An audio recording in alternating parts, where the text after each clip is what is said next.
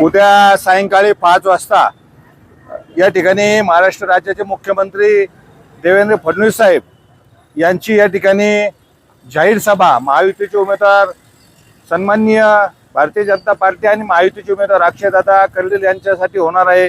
त्या सभेसाठी पालकमंत्री राधाकृष्ण विखे साहेब या ठिकाणी, पंकजाताई मुंडे, सभापती प्राध्यापक रामजी शिंदे साहेब, मोनिकाताई असतील या ठिकाणी, विक्रम पाचपुते आणि महायुतीचे सर्वच या ठिकाणी लोकप्रतिनिधी यांच्या उपस्थितीत या ठिकाणी सुजय दादा प्रमुख या ठिकाणी सभेचं सगळ्या यंत्रणा पाहत आहेत।